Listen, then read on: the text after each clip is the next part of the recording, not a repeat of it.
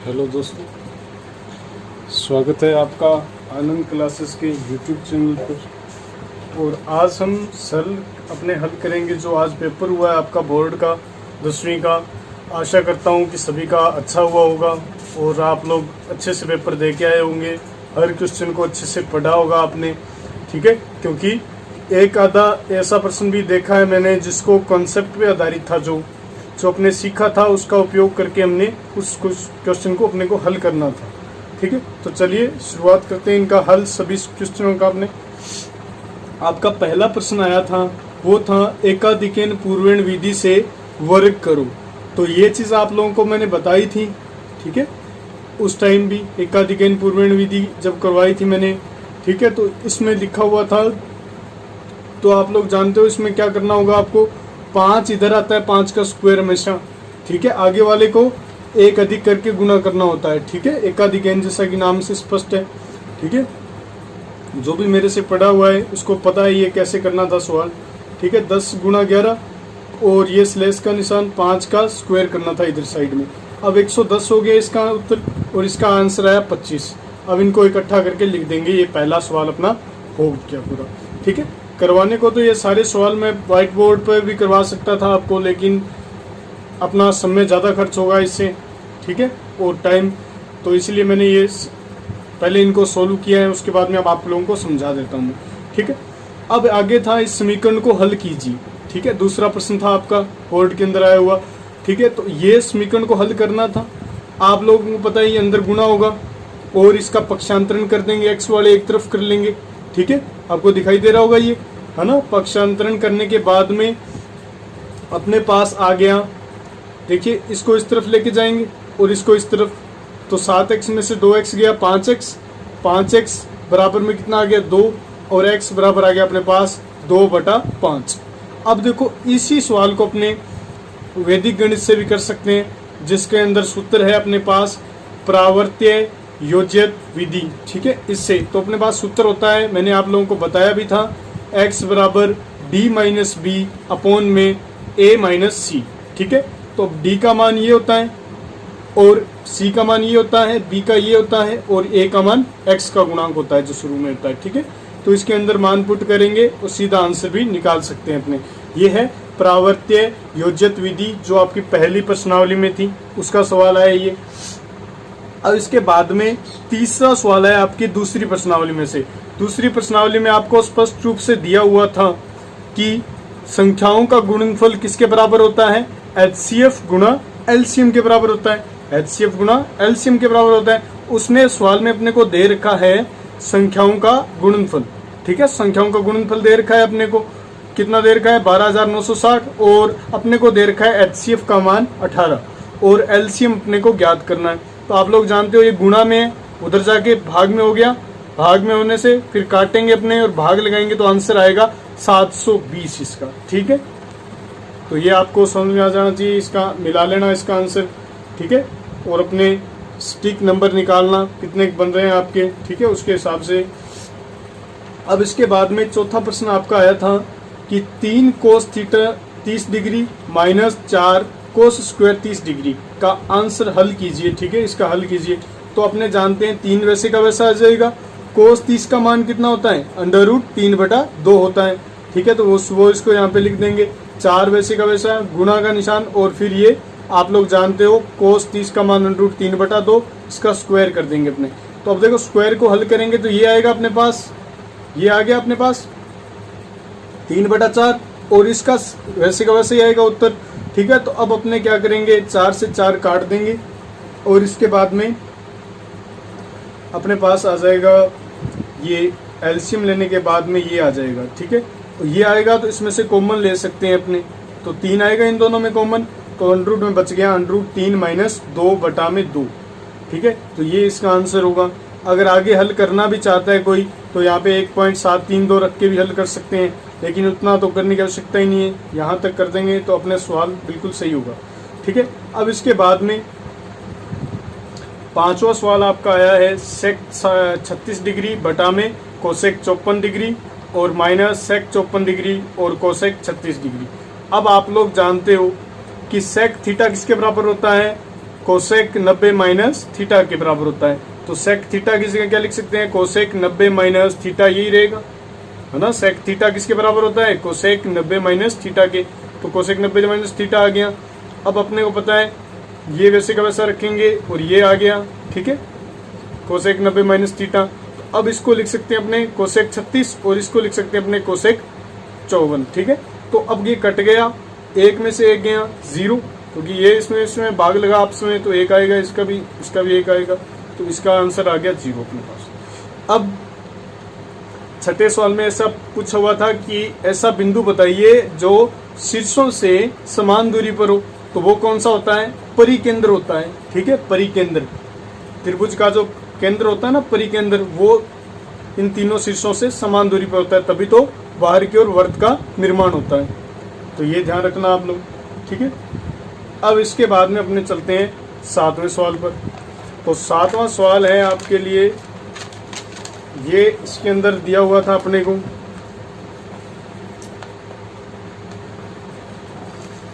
ये आपका 7वां सवाल, ठीक है। इसमें वृत्त दिया हुआ था, एक स्पर्श रेखा दी हुई थी, है ना, और उसने बता रखा था कि केंद्र से स्पर्श रेखा जो बिंदु है बाहर की ओर वो 13 सेंटीमीटर दूरी पर है, ठीक है। केंद्र से 13 सेंटीमीटर दूरी पर बिंदु है और इसकी त्रिज्या दी हुई थी 5 सेंटीमीटर, ठीक है, वृत्त की। और अपने को ये दूरी ज्ञात करनी थी, स्पर्श रेखा की लंबाई ज्ञात करनी थी।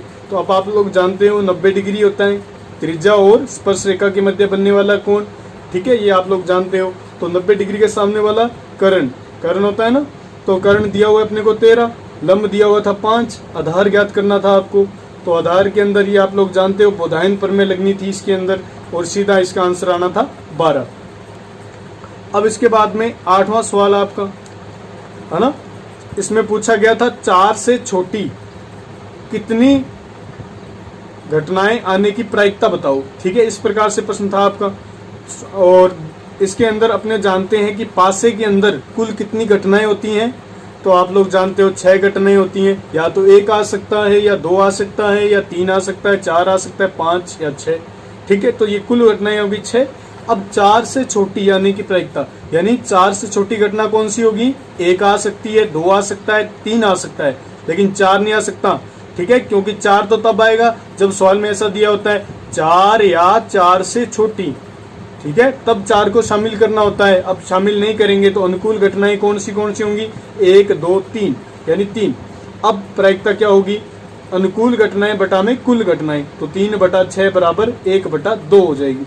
अब 9वां सवाल जो हर बार पूछा जाता है एग्जाम के अंदर, पीयूसी का पूरा नाम बताइए। तो पीयूसी का नाम आप लोग जानते हो क्या होता है, प्रदूषण नियंत्रित प्रमाण पत्र, ठीक है, यानी पोल्यूशन अंडर कंट्रोल सर्टिफिकेट, ठीक है, इंग्लिश में इसका नाम। और 10वां प्रश्न था, उसके अंदर लिखा हुआ था कि एक गाड़ी, है ना, पहला जो अपना पहला किलोमीटर है वो 3 मिनट में पार करती है, सेकंड वो 6 मिनट में, और इसी प्रकार से थर्ड था वो 9 मिनट में, और 13, ठीक है, 13वां इतने मिनट में पार करती है। तो इसको हल करने का तरीका ये रहेगा कि 13वें तक उसमें पार करने में लगा समय ज्ञात करना है अपने को, कितना समय लगेगा 13वें तक, ठीक है। तो अपने को पता है कि पहले में 3 मिनट में पहुंच रही है, दूसरे पर 6 मिनट में पहुंच रही है, तीसरे पर 9 मिनट में पहुंच रही है। तो हर बार कितना कितना टाइम लगा रही है ये 1-1 किलोमीटर के अंदर, तो 3-3 मिनट का टाइम लगा रही है। इसी प्रकार से चलता जाएगा।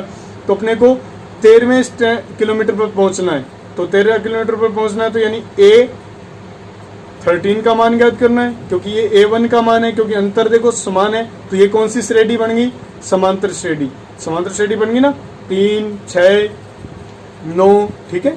तो अब A13 का मान ज्ञात करना था इसके अंदर, तो 39 मिनट पर वो पहुंच जाएगा, कौन से स्टैंड पर, 13वें किलोमीटर पर पहुंच जाएगा, ठीक है। तो ये था 10वां सवाल आपका जो परीक्षा के अंदर आया था। मेरे हिसाब से इस बार पेपर वैसे सरल है, इतना हार्ड नहीं है। बाकी आप लोगों की तैयारी होनी चाहिए, वो तो बढ़िया। बाकी अब इस बार टाइम बहुत मिला है आपको तैयारी करने के लिए। अब इसके बाद में है 11वां प्रश्न, इसमें है प्रावर्त्य विधि द्वारा भाग कीजिए, ठीक है, ऐसा प्रश्न था आपका। तो आप लोग जानते हो परावर्त्य विधि ये होती है, ठीक है। तो सबसे पहले आधार लिखना होता है। आधार क्या होगा इसका, 100 होगा, क्योंकि 123 किसके करीब है, 100 के करीब है। फिर विचलन लिखना होता है। विचलन क्या आएगा अपने पास, संख्या माइनस आधार गुणा उपाधार होता है सूत्र। तो इसके अंदर वैसे ही होगा 100 अपने संख्या हो गई, जैसे भाजक हो गया, भाजक में से ये 100 घटाएंगे अपने, तो 23 आ गया विचलन। अब अपने क्या करना होता है, निखिलम में तो चिन्ह नहीं बदलना होता है, लेकिन इसके अंदर चिन्ह बदलने पर ये अपने पास आ गया, प्लस की जगह माइनस लिखेंगे। और वैदिक गणित में इसको इस प्रकार से भी लिखा जा सकता है। अब इस प्रकार का एक सारणी तैयार करेंगे अपने, ठीक है। तो 123 और यहाँ पे 23 ये विचलन आया अपना, ठीक है। अब ये एक उतारेंगे, पहले तो एक उतारा, एक को करेंगे इस विचलन से गुना, तो -2 -3 आ गया। अब फिर क्या करेंगे, 4 में से 2 गया, 2 आ गया, इस 2 को इस विचलन से गुणा किया तो -4 और -6 आ गया।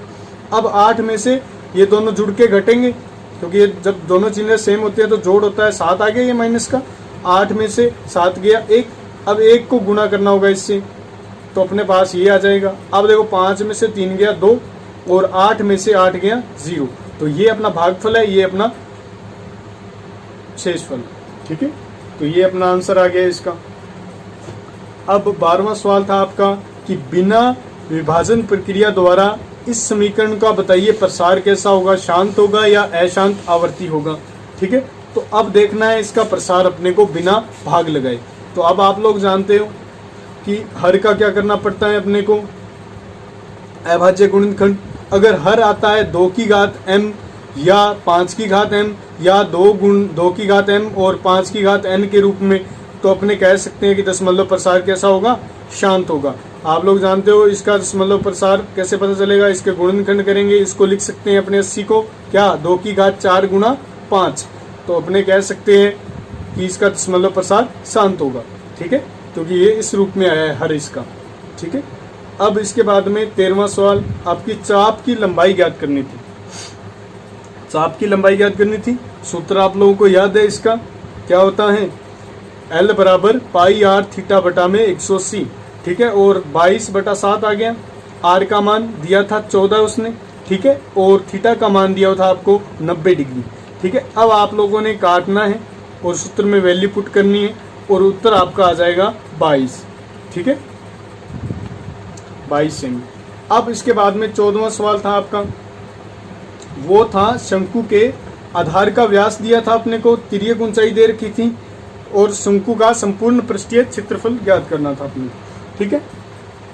तो शंकु के आधार का व्यास दिया था 14 सेंटीमीटर, ठीक है, 14 मीटर दिया था। तो त्रिज्या कितनी हो जाएगी, 7, क्योंकि त्रिज्या क्या होती है, व्यास का आधा होती है। तो अब अपने पास तिर्यक ऊंचाई भी दे रखी थी 25। शंकु का संपूर्ण पृष्ठीय क्षेत्रफल का सूत्र आप लोग जानते हो, पाई r bracket L plus R। तो अपने पास इसमें मान पुट किया, पाई की जगह 22/7 और r की जगह 7 लिखा और 25 + 7 लिखा। अब आप लोग जानते हो ये 32 होता है, ठीक है, और 22 आ जाएगा यहाँ पे, क्योंकि 7 से 7 कैंसिल हो जाएगा, क्योंकि त्रिज्या और ये बटा में 7 है, ये कैंसिल हो गया और आंसर आ जाएगा अपना गुना करते ही इसका 704। अब 15वां सवाल जो हर बार आता ही रहता है परीक्षा के अंदर, है ना, बहुत बार मिला होगा आप लोगों को देखने के लिए। जिसने पुराने पेपर देखे हैं उसको तो पता था कि ये प्रश्न आने वाला है।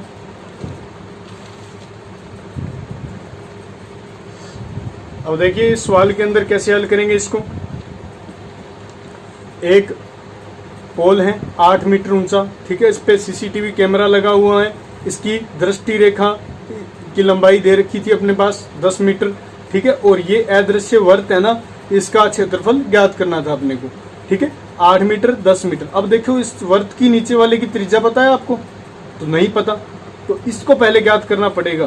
तो ये ध्यान रखना कि ये 90 डिग्री हो गया और ये सामने वाला कर्ण, 90 डिग्री के सामने वाला कर्ण, और ये लंब हो गया अपने पास, और ये आधार ज्ञात करना था अपने को। तो आधार ज्ञात करने के लिए कर्ण स्क्वायर माइनस लंब स्क्वायर का अंडर रूट करना पड़ता है। तो ये आ गया अपने पास त्रिज्या 6 मीटर, 6 मीटर आ गई त्रिज्या इसकी। अब त्रिज्या आ गई तो इसके अंदर क्षेत्रफल के अंदर सूत्र रख देंगे, अपने मान पुट कर देंगे।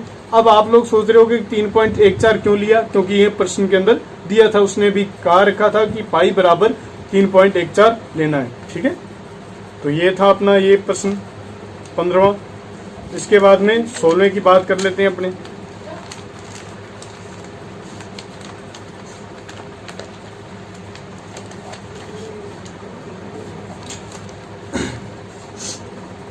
सोलहवां प्रश्न, इसके अंदर अपने को सबसे पहले तो शून्य ज्ञात करने थे बहुपद के। बहुपद दिया हुआ था आपको x² माइनस 2x माइनस 15। ठीक है, तो शून्य ज्ञात करने के लिए आपको पता है ना, अभाज्य गुणनखंड विधि द्वारा टुकड़े करेंगे इसके, है ना। अब अपने पास आ जाएंगे शून्य की। इसके बाद में शून्य क्या है अपने पास, -3,5। आप लोग जानते हो इसको हल करना। अब इसके बाद में अल्फा का मान अपने को पता है, बीटा का मान अपने को पता है, 5 आ गया। अब शून्यकों और गुणांकों में संबंध आप लोग जानते हो कि अल्फा प्लस बीटा किसके बराबर होता है, -x का गुणांक बटा में x² का गुणांक, यानी -b बटा a के बराबर होता है। अब b और a का मान तो यहाँ से पता चलता है, और अल्फा और बीटा अपने ज्ञात किए हैं, तो अपने निकालेंगे सबसे पहले -b बटा a। तो -b बटा a लगाए निकालेंगे, तो ये -2 है, और माइनस इसमें सूत्र में पहले से ही, और माइनस माइनस प्लस हो गया, ये प्लस का 2 आ गया अपने पास। अल्फा प्लस बीटा निकालेंगे तो 5 में से 3 गया 2। अब आप लोग जानते हो कि शून्यकों का गुणा यानी अल्फा गुणा बीटा किसके बराबर होता है, अचर पद बटा में x² का गुणांक के बराबर होता है। तो अपने पास आ गया अल्फा बीटा, और इसके बाद में अल्फा बीटा निकालेंगे सबसे पहले, तो -3,5 आया था अपने पास अल्फा और बीटा का मान, तो इनका गुणा कर दिया तो -15 आ गया। अब c/a निकालेंगे आप, c क्या है, ये c यहाँ से लिए, और a का मान 1 है। ठीक है, तो अपने पास आ गया -15। तो ये सत्यापन हो गया इसका, अल्फा बीटा इसके बराबर है, और अल्फा प्लस बीटा किसके बराबर आया, -b/a के बराबर आया। तो ये हो गया जो इनके मध्य संबंध होता है ना, गुणांकों और शून्यकों के मध्य, वो सत्यापित हो गया है। ठीक है, अब इसके बाद में है 17वां प्रश्न आपका। 17वां प्रश्न आया है समांतर श्रेणी, जो प्रश्नावली थी उसके अंदर से आया है। इसके अंदर a2 का मान दिया हुआ था अपने को, यानी दूसरा पद, और तीसरा पद दिया हुआ था, और अपने को ज्ञात करना था 61 पदों का योग। ठीक है, 61 पदों का योग, पहले 61 पदों का योग ज्ञात करना था। तो अब आप लोग जानते हो Sn बराबर क्या होता है, n/2 bracket 2a plus n-1d। ठीक है, n का मान अपने को पता है 61, क्योंकि 61 पदों तक ज्ञात करना है। तो अपने को क्या चाहिए, a चाहिए और d चाहिए। सूत्र के अंदर क्या दो चीजें अपने पास नहीं है ना, एक तो a नहीं है अपने पास, एक d नहीं है। d आप लोग जानते हो किन्हीं भी दो क्रमागत पदों का अंतर, श्रेणी के अंदर किन्हीं भी दो क्रमागत पदों का अंतर क्या कहलाता है, d।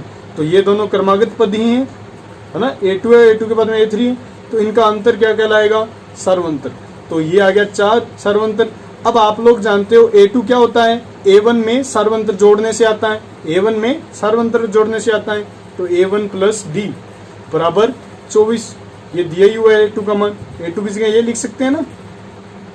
तो अब इसके बाद में d का मान अपने को पता है 4 है, तो a1 का मान आ गया 20। ठीक है, अब S61 निकालना है अपने को, तो 61 की बटा में 2 लिख देंगे यहाँ पे, और ये आ गया अपने पास सूत्र के हिसाब से पुट किया, 2 की जगह 2, a की जगह 20, n की जगह 61 और d की जगह 4, और इसको हल करेंगे तो अपने पास आएगा 8540 S61 का मान। ठीक है, अब इसके बाद में था 18वां जो प्रश्न है, वो है 8वीं प्रश्नावली में से, ऊंचाई और दूरी में से। तो इसके अंदर था कि एक पुल है, एक पेड़ है, वो आंधी आने से टूट जाता है, और उसका एक सिरा जमीन पर स्पर्श करता है और 30 डिग्री का कोण बनाता है, और उस पेड़ की लंबाई दे रखी थी अपने को 12 मीटर।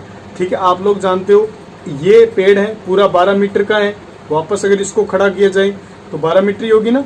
ये अगर x मान लूँ मैं, तो ये वाला कितना हो जाएगा, 12 माइनस x हो जाएगा, 12 माइनस x होगा, क्योंकि टोटल तो 12 ही। अगर एक हिस्सा मैं मान लूँ 3 है, तो दूसरा आप बता सकते हो ना 12 माइनस 3 होगा। तो इसी प्रकार से ये x है, तो ये 12 माइनस x होगा। अब आप लोगों को पता है, ये दोनों पता है अपने को, तो संबंध कौन सा लगेगा, साइन वाला, क्योंकि लंब और कर्ण में संबंध कौन सा होता है, साइन। साइन थीटा बराबर क्या होता है, लंब बटा कर्ण, तो लंब ये है, कर्ण ये है। अब इसके बाद में मान पुट करेंगे, आंसर निकालेंगे अपने, तो आएगा x बराबर 4। ठीक है, तो इसका स्क्रीनशॉट भी ले सकते हो आप लोग। अब इसके बाद में 17वां प्रश्न,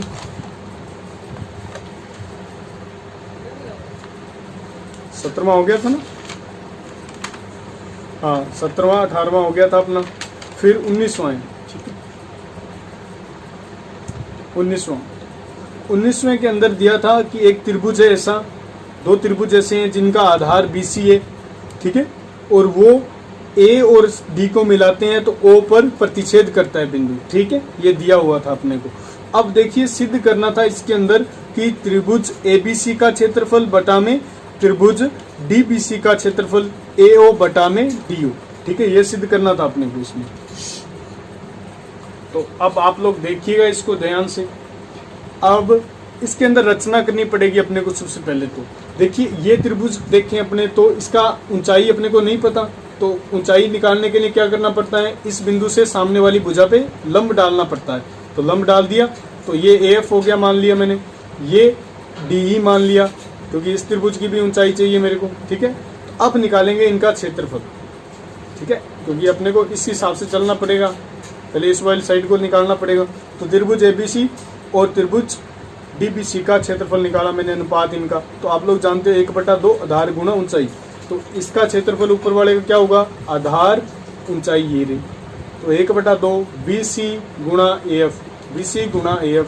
और त्रिभुज DBC का क्षेत्रफल क्या होगा, 1/2 BC गुणा में DE।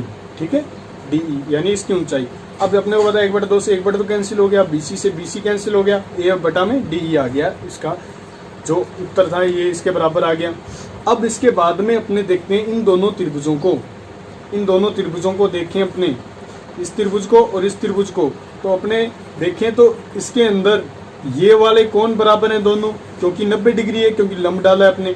ठीक है, और ये वाले कोण भी बराबर हैं।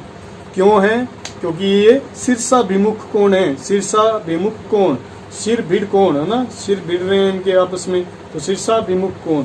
ठीक है, और अब अपने कह सकते हैं कि ऐसे त्रिभुज जिसके अंदर दो कोण बराबर होते हैं वो क्या होते हैं, समरूप होते हैं। किस नियम से, ए नियम से। ए नियम से ये दोनों समरूप हो गए अपने पास। समरूप होते ही अपने लिख सकते हैं कि इनकी भुजाएं कैसी होंगी, समानुपाती होंगी। हम जानते हैं कि समरूप त्रिभुजों की भुजाएं समानुपाती होती हैं, तो समानुपाती होती हैं तो इसके बटा में AF के बटा में DE आएगा और AO के बटा में DO आएगा, यानी ये दोनों बराबर होंगी, समानुपाती होंगी।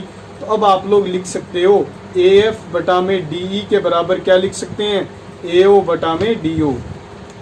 तो इसकी जगह ये लिख दिया आपने, तो ये आ गया अपना सिद्ध करने वाला जो स्टेटमेंट था अपने लिखा हुआ था, वो सिद्ध अपने कर दिया। अब इसके बाद में है 20वां सवाल।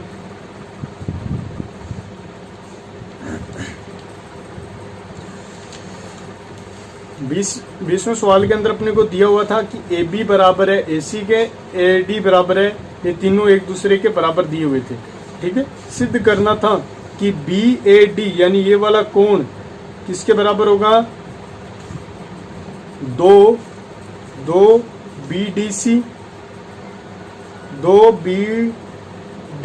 यानी इस वाले कोण के, और 2 CBD यानी इन दोनों के दोगुने के बराबर होगा। ठीक है, अब इसकी उत्पत्ति करेंगे अपने। हम जानते हैं कि किसी चाप द्वारा ये चाप जैसे मान लूं मैं, इस चाप द्वारा केंद्र पर अंतरित कोण और इसी चाप द्वारा वृत्त के शेष भाग में अंतरित कोण का दुगुना होता है। ये वाला कोण क्या होता है, इस कोण का दुगुना होता है ये। ठीक है, तो अब आप लोग जानते हो तो BAC यानी कोण BAC किसके बराबर होगा, इसका दोगुना होगा। तो अपने कह सकते हैं 2 BDC के, इसका दोगुना होता है। तो अब इसी प्रकार से अपने कह सकते हैं CAD यानी ये वाला कोण, इसका मान क्या होगा, CBD का दुगुना, इसका दोगुना हो गया ये। ठीक है, अब आप लोग जानते हो इस दोनों समीकरणों को अपने जोड़ते हैं तो लेफ्ट हैंड साइड में लेफ्ट हैंड साइड जुड़ती है और राइट हैंड साइड में राइट हैंड साइड। तो लेफ्ट हैंड साइड में लेफ्ट हैंड साइड जोड़ दी, राइट हैंड साइड में राइट हैंड साइड जोड़ दी, तो दोनों तरफ कॉमन लिया तो इसमें 2 कॉमन आ रहा है, 2 कॉमन ले लिया और ये अपना तैयार हो गया इधर वाला पोर्शन। ठीक है, अब ये जानिए आप लोग, ये जानते हो आप लोग क्या होगा, BAC और CAD, ये जानते हो आप लोग, इन दोनों को जोड़ेंगे तो बनेगा कौन सा कोण, BAD बनेगा। BAD लिख सकते हैं इसकी जगह, तो मैंने लिख दिया इन दोनों को जोड़ क्या होता है BAD, क्योंकि ये भी जुड़ रहा है हिस्सा, ये भी जुड़ रहा है हिस्सा। ठीक है, तो ये आपका 20वां सवाल। और इसके बाद में अपने बात कर लेते हैं 21वें सवाल की।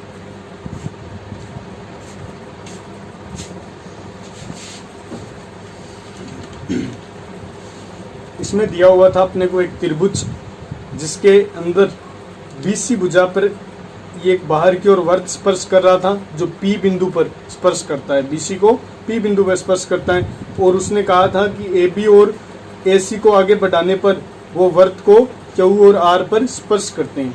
ठीक है, तो अपने को सिद्ध करना था इसके अंदर कि AQ किसके बराबर होगा, 1/2 BC AB BC और CA के योग के बराबर होगा, यानी त्रिभुज के परिमाप के बराबर होगा।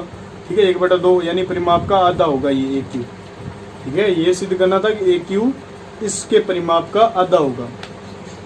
अब देखिए उत्पत्ति करेंगे इसकी, तो आप लोगों को पता है किसी बाह्य बिंदु से खींची गई स्पर्श रेखाएं, देखिए ये बाहर का बिंदु है, इससे खींची गई वृत्त पर स्पर्श रेखाएं क्या होती हैं, बराबर होती हैं।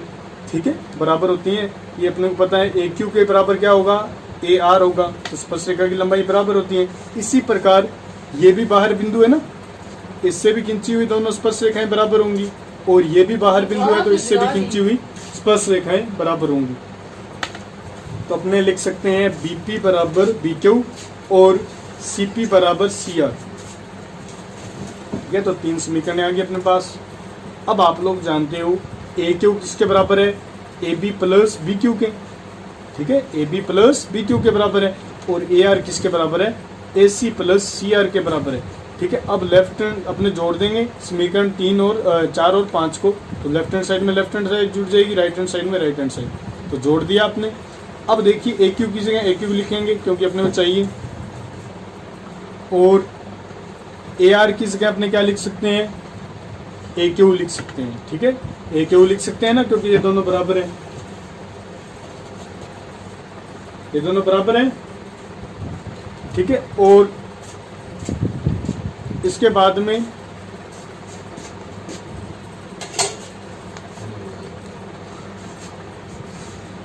में AB की जगह AB और AC की जगह AC और BQ की जगह अपने क्या लिख सकते हैं, BP, और CR की जगह क्या लिख सकते हैं, CP। ठीक है, क्यों लिख सकते हैं, क्योंकि ये बाहर स्थित बिंदु है ना, क्योंकि ये क्या है, बाहर स्थित बिंदु है, अपने पास बाहर स्थित बिंदु है ना, ये B और C। ये समझ में आ गया था ना आपको। AQ की जगह अपने क्या लिख सकते हैं, AB प्लस BQ, और AR की जगह अपने क्या लिख सकते हैं, AC प्लस CR। अब इन दोनों को जोड़ दिया आपने, फिर अपने को पता है BQ की जगह BP लिख सकते हैं, CR की जगह CP लिख सकते हैं, क्योंकि ये दोनों बराबर हैं इससे। अब इसके बाद में अपने जोड़ के इसका आंसर निकाल देंगे, सीधा आंसर आ जाएगा इसका। अब 22वां सवाल था आपका, भी परिकेंद्र की रचना कीजिए। तो उसके अंदर 5 सेमी रेखाखंड खींचना था, 60 डिग्री का कोण बनाना था, और 6 सेमी का चाप खींचना था, और त्रिभुज बनाना था सबसे पहले तो। फिर भुजाओं का समद्विभाजन करते ही आपको 3 भुजाएं मिलती, और वो जो जहाँ पे वो तीनों काटती, एक को संगामी बिंदु मिलता आपको, वहां से आप वृत्त खींच देते, तो इसके परिगत वृत्त की रचना हो जाती। अब इसके बाद में है 23वां सवाल आपका। ये आपका 23वां सवाल, R बराबर दिया है आपको 21 सेमी और थीटा बराबर दिया है 90 डिग्री। ठीक है, और अब अपने को इसमें ज्ञात करना था लघु वृत्तखंड का क्षेत्रफल। तो आप लोग सूत्र जानते हो इसका, πr² थीटा बटा में 360 और 1/2 r² साइन थीटा माइनस का। ठीक है, और ये सूत्र होता है इसका, मान पुट करना था, इसका आंसर आएगा 126। आप लोग चेक करके देख लेना इसका आंसर।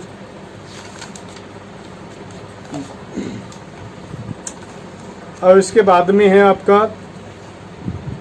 सवाल नंबर है 24वां। बेलनों की संख्या ज्ञात करनी थी तो आप लोगों को पता है बेलनों का आयतन बटा में एक बेलन का आयतन, है ना, गोलों का आयतन जिससे पिघलाया गया है। किसे पिघलाया गया था? गोले को। गोले को पिघलाया गया था तो गोले का आयतन ऊपर आएगा और नीचे आएगा एक बेलन का आयतन। मैंने आप लोगों को बताया भी था ये, ठीक है, जो मेरे से पढ़ा है उसको ये कंसेप्ट पता था कि इस तरीके से सवाल होंगे। अब आप लोग जानते हो 4/3 पाई आर क्यूब होता है गोले का आयतन और एक बेलन का आयतन पाई आर स्क्वायर एच, और पाई से पाई कैंसिल हो गया, 4/3, 3 नीचे चला गया। अब आर की क्यूब यानी जो गोला है, गोले की त्रिज्या है वो है 9, 9 की क्यूब यानी 9 गुणा 9 गुणा 9, और आर कितना दिया हुआ था बेलन का? 3 सेमी, 3 गुणा 3, और एच दिया हुआ था उसका 6। अब काटेंगे तो आंसर आएगा अपने पास 18, ठीक है। अब 25वां सवाल, कुल घटनाएं कितनी है? 10, क्योंकि अपने पास व्हाइट बॉल्स कितनी है? 5 हैं, रेड 2 हैं और ब्लैक 3 है। तो सफेद होने की प्रायिकता क्या रहेगी? 5/10, और लाल होने की प्रायिकता 2/10, और ब्लैक होने की प्रायिकता 3/10। इनको काटेंगे, आगे सरल कर सकते हैं, आंसर आ जाएगा। अब 26वां सवाल था, इसके अंदर 2 समीकरणें थी। सबसे पहले तो मान रख के अपने को इनका प्रतिच्छेद बिंदु यानी जो जहाँ पे ये दोनों रेखाएं काटेंगी वो ज्ञात करना था, और वो बिंदु आता है आपका 5,0, ठीक है। 5,0 निकालना था सबसे पहले तो ग्राफ से, फिर 5,0 को इस समीकरण में पुट करना था 4x + 3 में। 4x + 3 में रखते अपने पास तो आ जाता ये m बराबर आ जाता 20, ठीक है। तो x की जगह 5 लिख देते, y की जगह 0 लिख देते, ठीक है, कोई हार्ड नहीं था ये सवाल। अब इसके बाद में 27, और इसमें जो अथवा में आए हुए हैं वो दोनों प्रश्न, उसमें से 1-2 मैंने करवा रखे थे पूरे के पूरे, ऑनलाइन वाले अपने यूट्यूब चैनल पर भी मैंने करवाए थे आप लोगों को। उनमें से एक प्रश्न आ गया था सीधा डायरेक्ट, वो भी 4-5 ही करवाए थे मैंने। अब इसके बाद में ये है, तो इसके बराबर ये सिद्ध करना था। हालांकि ये सवाल बुक के अंदर यहाँ तक नहीं है, सिर्फ यहाँ तक था, यहाँ तक था। फिर भी इसने आगे थोड़ा सा स्टेप, आपको थोड़ा सा दिमाग लगाना था, ठीक है। यहाँ तक तो अपने जानते हैं इसको कैसे हल करना है, इसका संयुग्मी से गुणा कर दो या परिमेयकरण कर दो, एक ही बात है, ठीक है। दोनों में परिमेयकरण करने से यहाँ तक पहुँच गए अपने, ठीक है, यहाँ तक पहुँच गए ना। अब स्क्वायर से अंडर रूट कट गया ये, अब अलग अलग लिख सकते हैं ना उसके बटे को। तो ये क्या है? सेक थीटा, और ये क्या है? Tan theta. ये अपने पास आ गया sec theta minus tan theta. अब मैं ऊपर नीचे इसका गुणा करना है अपनी मर्जी से, sec theta plus tan theta का ऊपर नीचे गुणा करना है अपनी मर्जी से। तो अब कर दिया इसका गुणा, क्योंकि कोई फर्क नहीं पड़ता, 2 से ऊपर नीचे गुणा कर देंगे तो कट जाएगा वापिस वो, ठीक है। अब ये a माइनस बी है, ये a प्लस बी है, तो इसको लिख सकते हैं a की स्क्वायर माइनस b की स्क्वायर, ठीक है। तो लिख सकते हैं ना, ये इसका मान कितना होता है? 1 होता है। क्यों? क्योंकि ये सूत्र होता है ना, इसमें इस तरफ लेके जाएं 10 को, इसको इस तरफ लेके जाएं तो अपने पास आएगा 1 बराबर sec square a minus 10 square a, ठीक है। इसका मान कितना होता है? 1, तो इसकी जगह 1 लिख सकते हैं, ये बच जाएगा नीचे वाला, ठीक है। अब इसके बाद में इसका सेकंड पार्ट वो था sine theta plus cosec theta की होल स्क्वायर, और ये दिया हुआ था अपने को। इसमें स्क्वायर वाला सूत्र लगाना था आपको, sine square theta plus cosec square theta minus 2ab यानी 2 साइन थीटा कोसेक थीटा। इसी प्रकार इसमें लगा दिया। अब आप लोग जानते हो साइन और स्क्वायर थीटा और कोस स्क्वायर थीटा कितना होता है? 1, और ये 2 रह जाएगा, क्योंकि साइन थीटा और कोसेक थीटा क्या होता है? 1 होता है। कैसे? कोसेक थीटा 1/sin होता है, और ये ऊपर बैठा साइन तो कट जाएगा, 1 2 ही बचेगा। ये 2 यहाँ से आया, ये 2 यहाँ से आया, अब ये दोनों बच गए, इनको पीछे लिख देंगे। समझ में आ गई बात? इन दोनों को करेंगे हल तो 1 आएगा सिर्फ, ठीक है। और ये 2 रह जाएगा, इसका भी 2 रह जाएगा, ये यहाँ पे लिख दिया 5 प्लस। अब देखो ये कोसेक स्क्वायर थीटा की जगह आपने क्या लिख सकते हैं? 1 प्लस कोट स्क्वायर थीटा। ये अपने सूत्र थे 9th के अंदर और 10th में भी हैं। और सेक स्क्वायर थीटा की जगह 1 प्लस टेन स्क्वायर थीटा। तो अब देखिए 5 6 7 हो गया, और ये आंसर अपना मिल गया। अब इसके बाद में है 28वां सवाल आपका।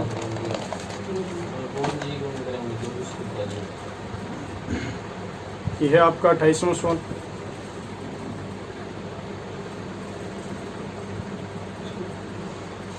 ठीक है, तो इसके अंदर आपको दिया हुआ था कि एक बिंदु है जो एक्स अक्ष पर स्थित है, एक्स अक्ष पर वाई का मान 0 होता है। तो ये बिंदु है एक्स अक्ष पर, मान लिया मैंने, इन दोनों बिंदुओं से समान दूरी पर है। तो पी ए के बराबर किसकी है, पी बी की दूरी है, दिया हुआ था ये। और अब आप लोग जानते हो पी ए का मान कैसे ज्ञात किया जाता है, x2 माइनस एक्स1 की whole square plus y2 minus y1 की होल स्क्वायर, और अंडर रूट भी होता है, दोनों तरफ अंडर रूट आएगा तो कैंसिल हो जाएगा वो अपने आप। ठीक है, तो इसको हल करने से अपने पास x का मान आ गया -6। बाकी आप लोग वीडियो को रोक के आराम से देख भी सकते हो उसका आंसर। अब इसके बाद में है सेकंड, इसका पार्ट था कि बताइए कि कितने अनुपात में विभाजित करता है ये बिंदु इस रेखाखंड को। ठीक है, इस दोनों बिंदुओं को मिलाने वाले रेखाखंड को ये बिंदु किस अनुपात में विभाजित करता है। तो कोई सा सूत्र लगा सकते हो आप लोग, x का भी लगा सकते हो और y का सूत्र भी लगा सकते हो। ठीक है, तो मान पुट करने हैं, m1 m2 की जगह m1 m2 पड़ा रहेगा क्योंकि पता ही नहीं अपने को, ये इधर है भाग में जाएगा, इधर गुणा में हो जाएगा। तो अपने पास हल करने से 2:3 आंसर आ जाएगा इसका। अब 29वां सवाल की बात कर लेते हैं। इसके अंदर 2 आई थी पर में, ठीक है, दोनों में से एक करनी थी, आप लोगों को पता है वो सारा। अब देखिए इसके अंदर अपने को सिद्ध करना था कि ये वाला कोण है ना, वो क्या है, इस कोण का दुगना है। तो ये सिद्ध करना था, तो ये आप लोगों को करवाया भी हुआ था, अच्छे से मैंने बताया भी था क्लासेस के अंदर, ऑफलाइन के अंदर। ठीक है, ऑफलाइन क्लासेस में मैंने आप लोगों को बताया था कि ये सवाल बहुत इम्पोर्टेंट है ये। ठीक है, ये आ सकती है पर में। और ये रचना करेंगे इसके अंदर, सी को ओ से मिलाते हुए डी तक बढ़ाएंगे आगे। ठीक है, और अब आप लोग जानते हो कि ये अगर x है तो ये भी x होगा। क्यों? क्योंकि ये भी त्रिज्या है, ये भी त्रिज्या है, समद्विबाहु त्रिभुज है ना ये, और समद्विबाहु त्रिभुज के सम्मुख कोण बराबर होते हैं। और इस जब त्रिभुज की एक भुजा को आगे बढ़ाते हैं तो बनने वाला बहिष्ठ कोण क्या होता है, अंतराभिमुख कोणों के योग के बराबर होता है। तो इसका कोण का मान क्या हो जाएगा, 2x हो जाएगा। ठीक है, इसको और भी अच्छे से मैं आप लोगों को करवा देता हूँ, ये भी नोट कर सकते हो, आप लोग देख सकते हो। ठीक है, समझा देता हूँ इसको।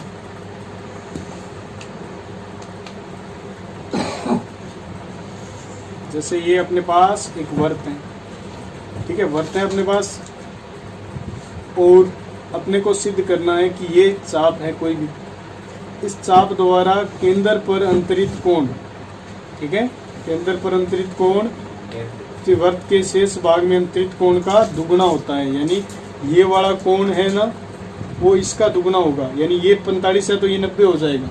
ठीक है, ये सिद्ध करना था। तो अपने क्या करेंगे, एक रचना करेंगे कि सी ए पॉइंट ले लिया, जैसे ये भी मान लिया मैंने, ये ओ है, तो सी को ओ से मिलाते हुए डी तक बढ़ाया।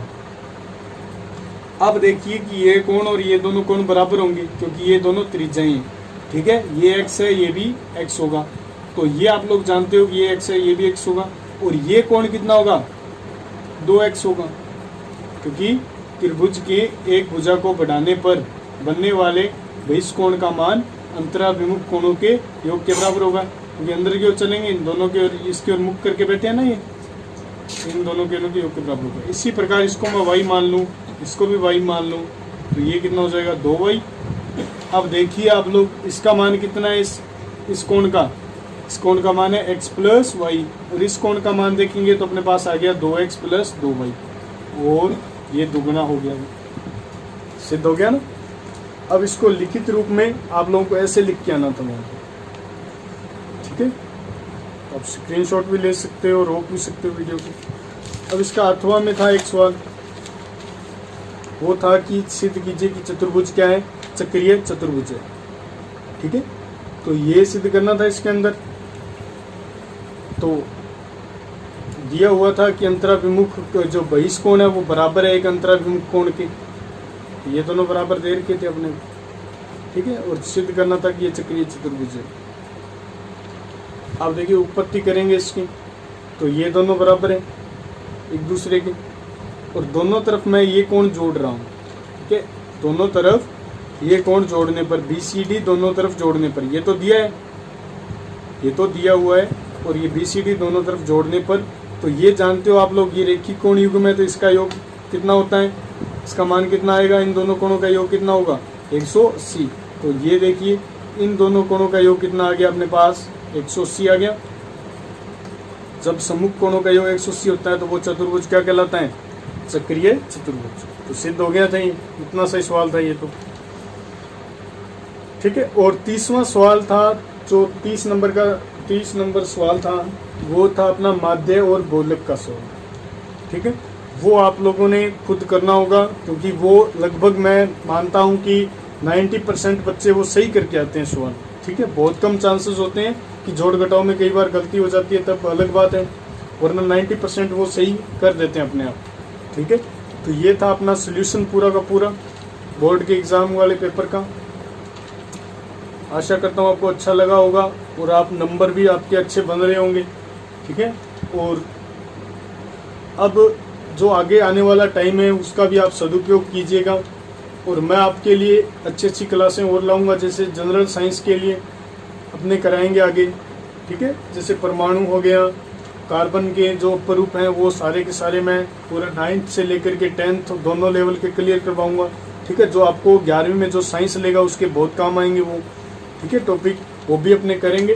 तो दोस्तों इसी तरीके से जुड़े रहिएगा मेरे YouTube चैनल से, और ज़्यादा से ज़्यादा इसको शेयर कीजिएगा अपने दोस्तों के साथ, और जो बेल आइकन होता है ना नीचे घंटी का बटन, उसको ज़रूर दबाइएगा, क्योंकि मैं जब भी वीडियो बनाऊंगा आपके लिए नया, वो आपको पता चल जाएगा कि वीडियो बनाया है सर ने, तो आप देख लेंगे उसको जल्दी से, ठीक है। तो धन्यवाद।